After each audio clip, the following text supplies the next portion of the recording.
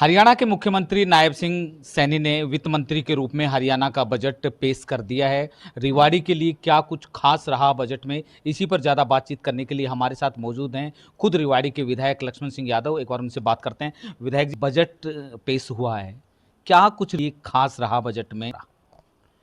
देखिए, सबसे पहले तो मैं क्षेत्रवासियों को, रेवाड़ी वासियों को, हरियाणा प्रदेश वासियों को इस होली के पावन पवित्र त्यौहार की हार्दिक बधाई और शुभकामनाएं देते हुए, और कल ही आदरणीय मुख्यमंत्री जी ने 3 घंटे और 5 मिनट लगातार बिना रुके बिना थके लगातार बजट को पढ़ा है। और इस बार का बजट जो पिछले बजट से 10% 10.5% ज़्यादा है।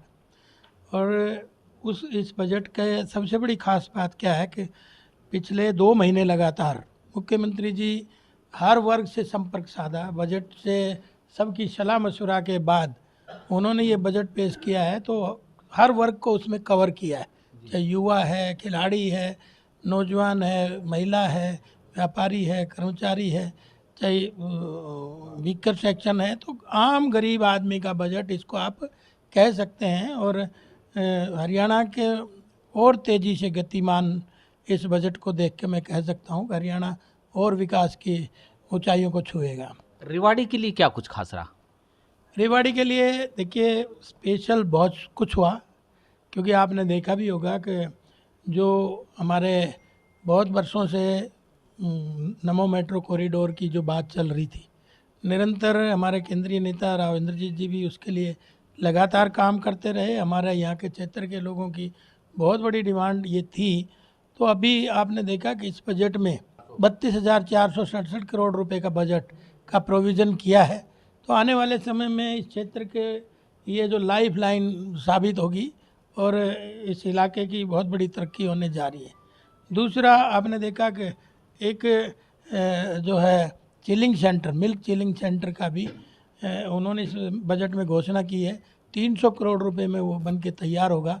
ठीक इसी तरह से आप देख रहे होंगे कि हमारे यहाँ 200 बेड का हॉस्पिटल है, उसको 300 बेड का हॉस्पिटल बनाने की भी घोषणा इस बजट में की है। उसी के साथ साथ धारूहेड़ा का भी जो हमारा हॉस्पिटल है उसको अपग्रेडेशन करने का भी बजट में प्रोविज़न रखा है। एक आयुष औषधालय नया बने रेवाड़ी में, उसकी भी घोषणा की है। और ठीक इसी तरह से एक अग्निशमन केंद्र जो हमारा फायर ब्रिगेड के वो है केंद्र, वो बने, उसके लिए नया बने, उसके लिए भी आदरणीय मुख्यमंत्री जी ने उसकी घोषणा की है। और आपने देखा भी होगा EWS के लिए जो फ्लैट जो बनेंगे, तो आने वाले समय में रेवाड़ी के गरीब लोगों को भी उसका लाभ मिलने जा रहा है। इसी तरह से एक जेल जो हमारी है, जिसका पिछले दिनों आदरणीय मुख्यमंत्री जी ने उसका उद्घाटन करा था, उस समय के अवसर पर राव इंद्रजीत, बहन आरती जी और हम सब लोग ही थे जो उस समय उन्होंने उद्घाटन किया था। और आज उसमें एक नए पेट्रोल पंप की घोषणा की है कि आने वाले समय में उसमें एक नया पेट्रोल पंप लगे।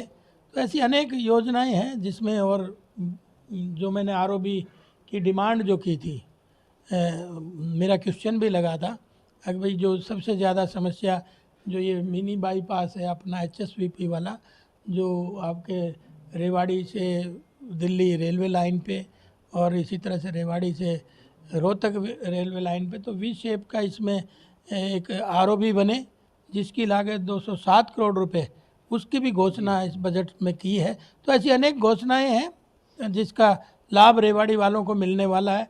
कई हजारों करोड़ की घोषणाएं आज मुख्यमंत्री जी ने की है। एक विधायक जी, विपक्ष कह रहा है कि बजट को लेकर के खोदा पहाड़ निकली चुईया, विपक्ष के लिए क्या कहना चाहेंगे? अब मैं विपक्ष के लिए क्या कहूँ, वो तो देश की प्रदेश की जनता ने उनको समझा दिया, फिर भी समझ में नहीं आ रहा तो आगे फिर समझा देंगे। और उनका काम तो यही है। भाई तुम्हारे ज़माने में तो नहरी मंत्री थे, आज मुझे पानी के लिए रेवाड़ी के लिए लड़ना पड़ रहा है। 1.25 साल से मैं सदन में 3 बार ये आवाज़ उठा चुका हूँ और निरंतर अधिकारियों की मीटिंग पे मीटिंग बुला बुला के भी आज हमारे पास पानी पीने का नहीं है। तो उनका तो विजन उनके ज़माने में था ही नहीं। अगर विजन होता तो रेवाड़ी में इतनी समस्याएं थोड़ी होती। चलिए धन्यवाद। ये थे मेरे साथ रेवाड़ी के विधायक लक्ष्मण सिंह यादव, जिनका साफ तौर पर कहना है कि बजट जो है रेवाड़ी के लिए बहुत लाभकारी बजट है। आने वाले दिनों में बजट का प्रभाव रेवाड़ी में दिखाई देगा। वहीं इन्होंने विपक्ष का जो आरोप है खोदा पहाड़ निकली चुईया को लेकर कहा है कि विपक्ष लगातार इस तरह की बात करता रहा है, इससे कोई प्रभाव पड़ने वाला नहीं है। अपने कैमरामैन सहयोगी के साथ आलोक भंडोरिया, खबरें अभी तक, रेवाड़ी।